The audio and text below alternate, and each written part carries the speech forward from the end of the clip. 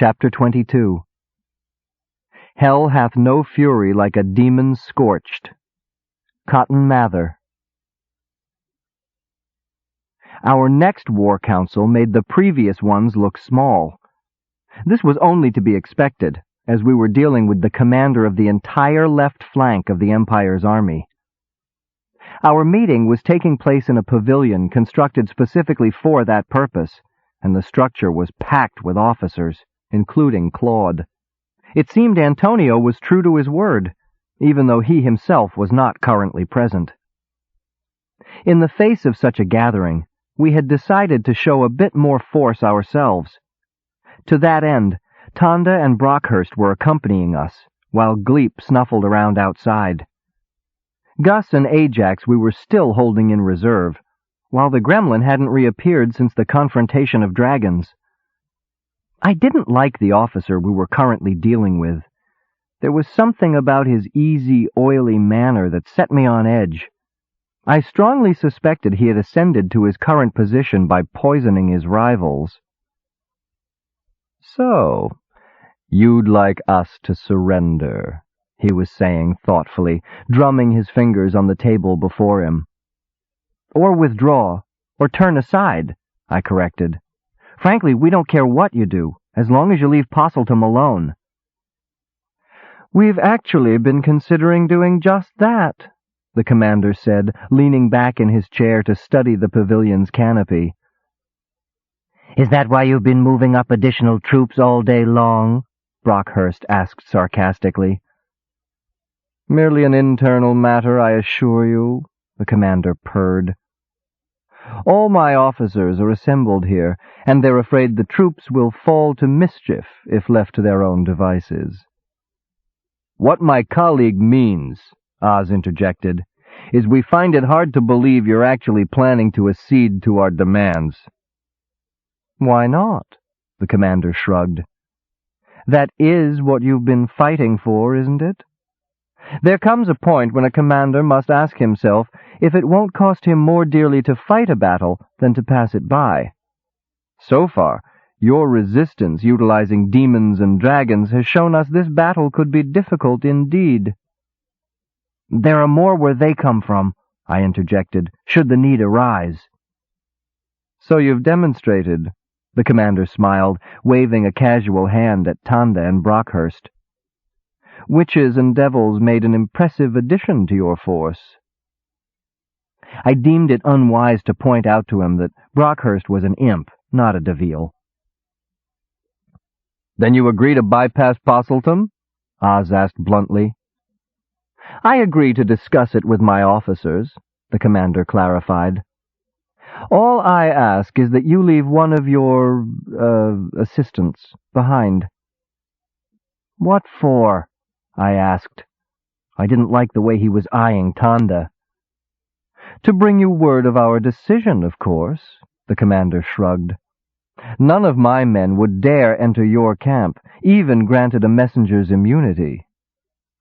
There was a mocking tone to his voice I didn't like. "I'll stay, Skeeve," Aahz volunteered. I considered it. Aahz had demonstrated his ability to take care of himself time and time again. Still, I didn't trust the commander. "Only if you are willing to give us one of your officers in return as a hostage," I replied. "I've already said none of—" the commander began. "He need not enter our camp," I explained. "He can remain well outside our force, on the edge of the tree line in full view of your force. I will personally guarantee his safety." The commander chewed his lip thoughtfully. "Very well," he said. "Since you have shown an interest in his career, I will give you Claude to hold as a hostage." The young officer paled, but remained silent. "Agreed," I said. "We will await your decision."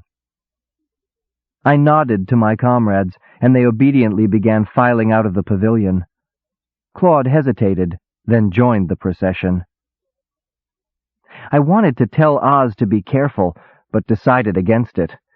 It wouldn't do to admit my partner's vulnerability in front of the commander. Instead, I nodded curtly to the officers and followed my comrades. Tonda and Brockhurst were well on their way back to the tree line. Claude, on the other hand, was waiting for me as I emerged and fell in step beside me. "While we have a moment," he said stiffly, "I would like to thank you for interceding in my behalf with my superiors." "Don't mention it," I mumbled absently. "No, really," he persisted. "Chivalry to an opponent is rarely seen these days. I think—" "Look, Claude," I growled. "Credit it to my warped sense of justice.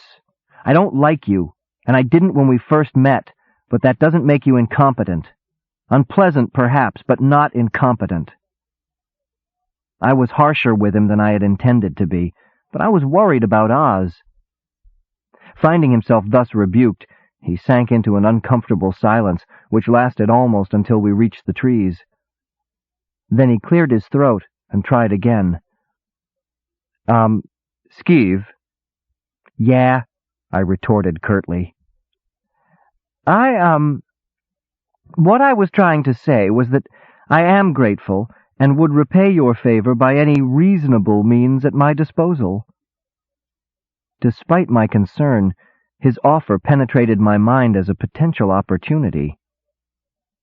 "Would answering a few questions fall under the heading of reasonable?" I asked casually. "Depending upon the questions," he replied carefully. "I am still a soldier, and my code of conduct clearly states—" "Tell you what," I interrupted. "I'll ask the questions, and you decide which ones are okay to answer. Fair enough?" "So it would seem," he admitted. "Okay," I began. "First question. Do you think the commander will actually bypass Possiltum?" The officer avoided my eyes for a moment, then shook his head briskly. "I should not answer that," he said, "but I will. I do not feel the commander is even considering it as a serious possibility, nor does any officer in that tent. He is known as the Brute, even among his most loyal and seasoned troops. May I assure you, he did not acquire that nickname by surrendering or capitulating while his force was still intact." "Then why did he go through the motions of the meeting just now?" I queried. "To gain time," Claude shrugged. "As your assistants noted, he is using the delay to mass his troops. The only code he adheres to is victory at all costs. In this case, it seems it is costing him his honor." I thought about this for a moment before asking my next question. "Claude," I said carefully, "you've faced us in battle, and you know your own army. If your prediction is correct and the Brute attacks in force, in your opinion, what are our chances of victory?" "Nil," the officer replied quietly. "I know it may sound like enemy propaganda, but I ask you to believe my sincerity. Even with the additional forces you displayed this evening, if the Brute sets the legions in motion, they'll roll right over you. Were I in your position, I would take advantage of the cover of night to slip away, and not fear the stigma of cowardice.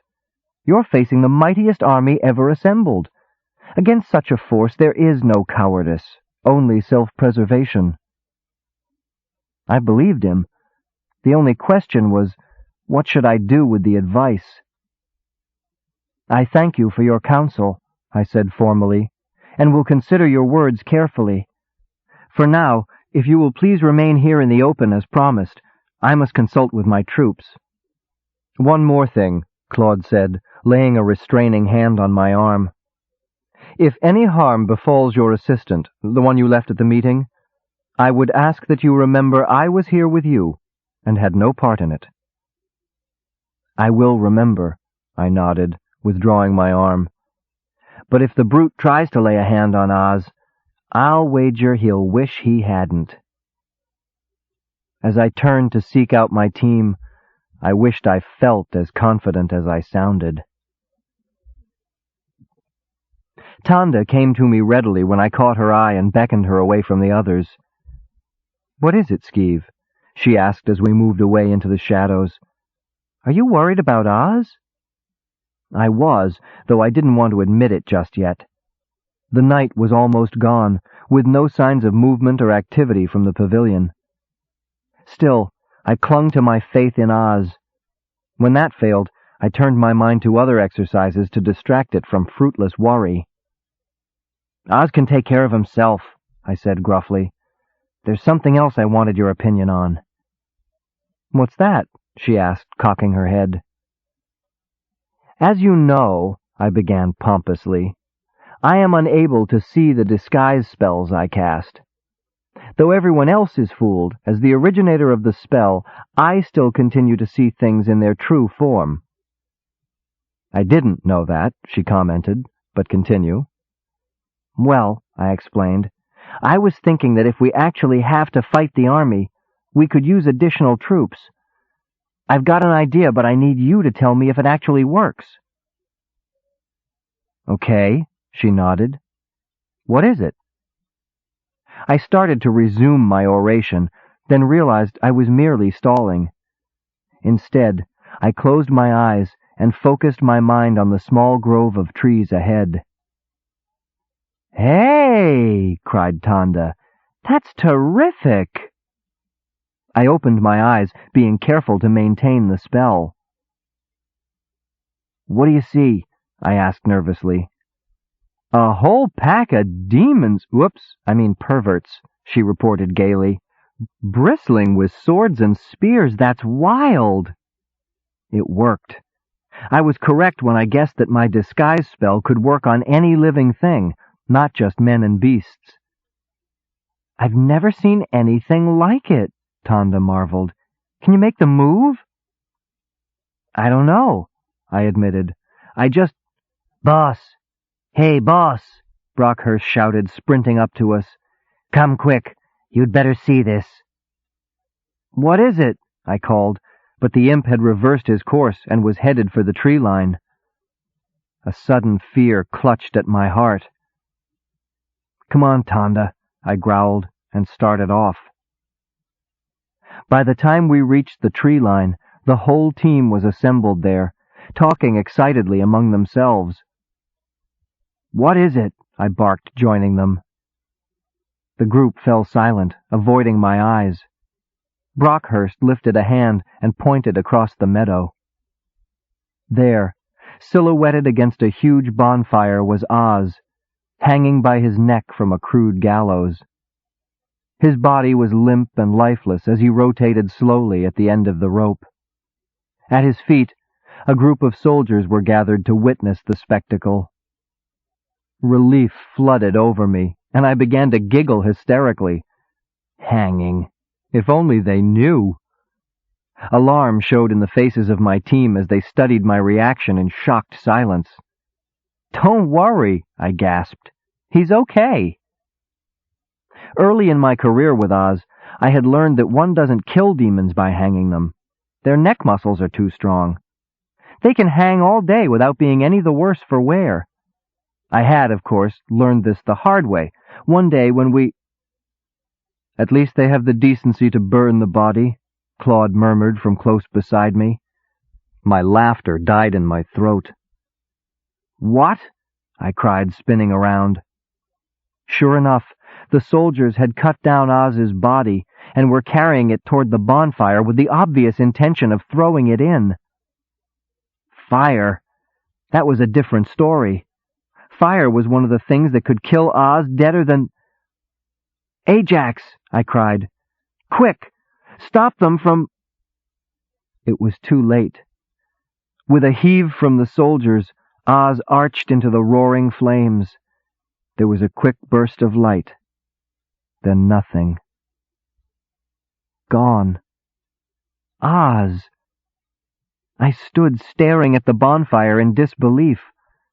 Shock numbed me to everything else as my mind reeled at the impact of my loss. "Skeeve," Tanda said in my ear, laying a hand on my shoulder. "Leave me alone," I croaked. "But the army—" She let the word trail off, but it made its impact. Slowly, I became conscious of the world around me. The legions having given us our answer, were massing for battle. Drums boomed, heralding the rising sun as it reflected off the polished weapons arrayed to face us. The army. They had done this. With deliberate slowness, I turned to face Claude. He recoiled in fear from my gaze.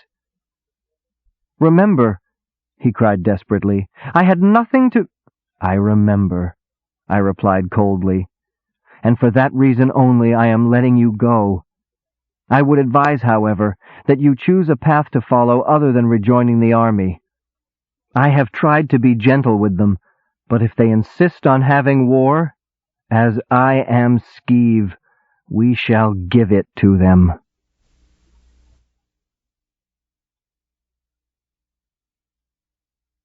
Chapter 23. What is this, a Chinese fire drill? Sun Tzu. I didn't see where Claude went after I finished speaking with him, nor did I care. I was studying the opposing army with a new eye. Up to now, I had been thinking defensively, planning for survival. Now, I was thinking as the aggressor. The legions were in tight block formations, arrayed some 3 or 4 blocks deep and perhaps 15 blocks wide. Together, they presented an awesome impression of power, an irresistible force that would never retreat. That suited me fine. In fact, I wanted a little insurance that they would not retreat. "Ajax," I called without turning my head. "Here, youngster," the bowman replied from close beside me. "Can Blackie send your arrows out beyond those formations?" "I reckon so," he drawled. "Very well," I said grimly. "The same drill as the first battle, only this time don't go for the wagons. I want a half circle of fire around their rear."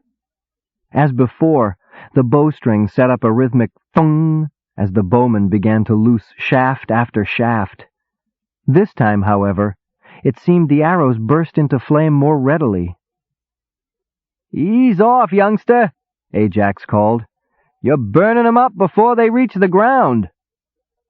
He was right. Either I was standing directly on a force line, or my anger had intensified my energies. Whatever the reason, I found myself with an incredible amount of power at my disposal.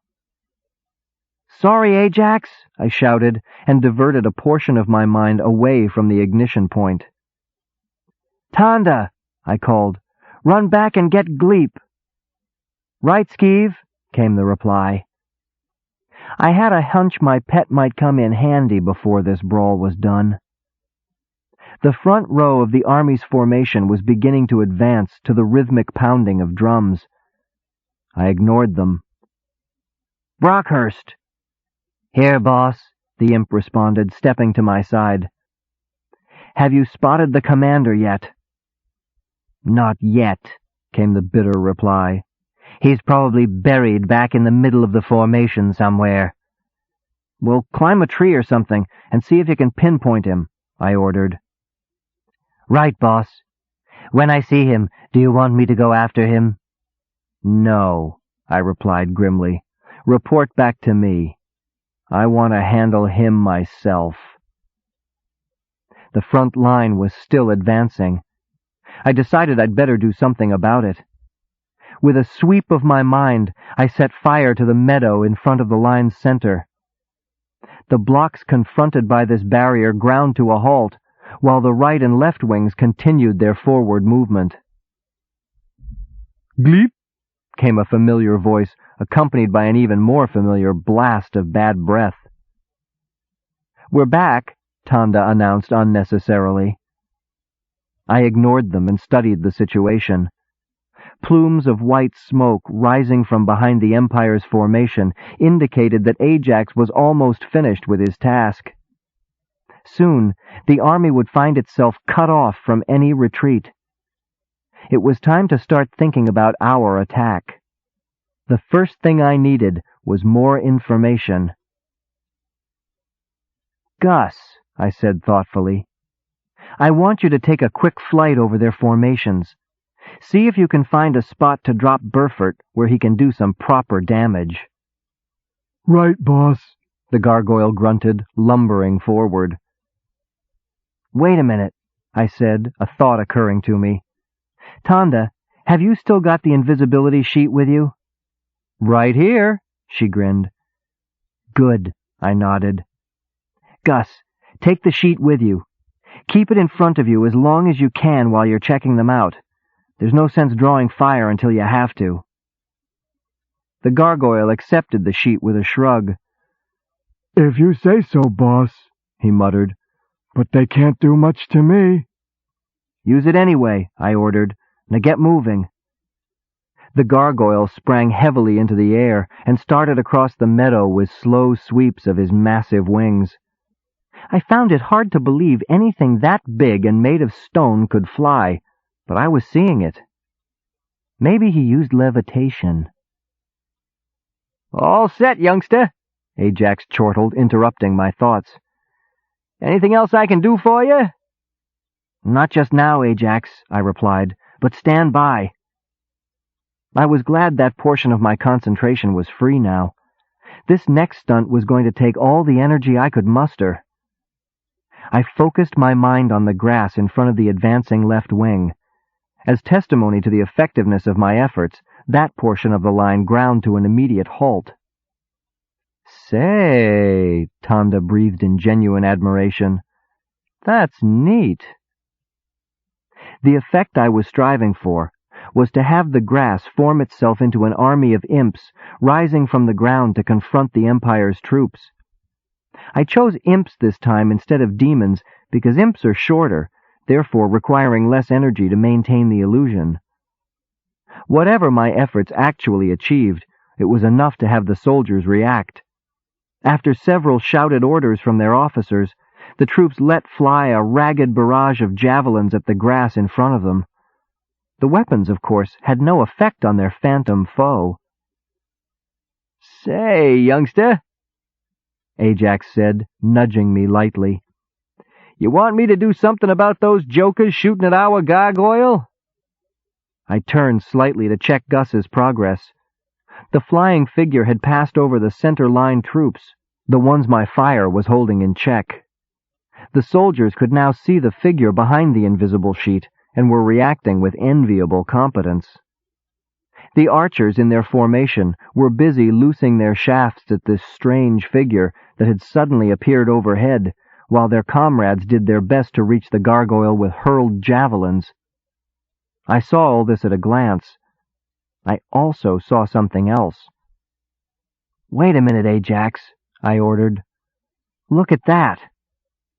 The various missiles loosed by the center line were falling to earth in the massed formations of the troops still awaiting commands. Needless to say, this was not well received, particularly as they were still unable to see the actual target of their advance force.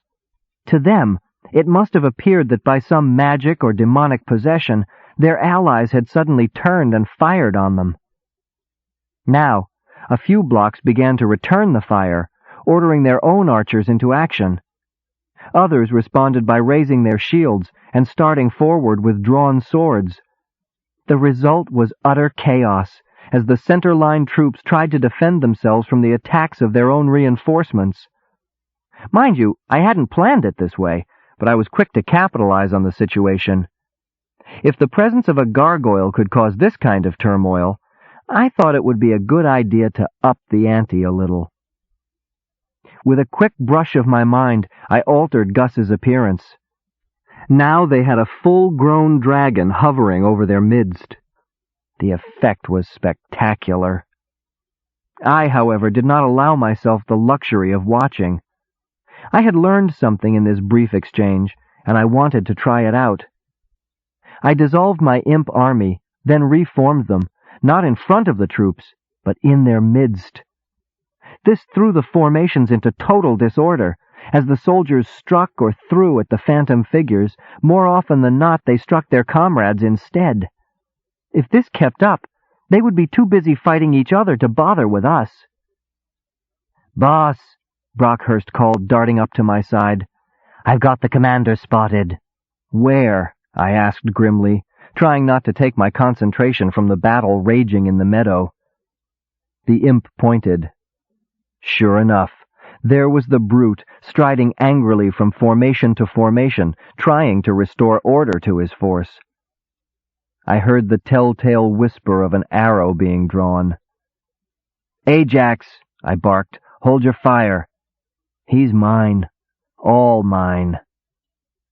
As I said this, I dissolved all the imps in the brute's vicinity, and instead changed the commander's features until he took on the appearance of Aahz.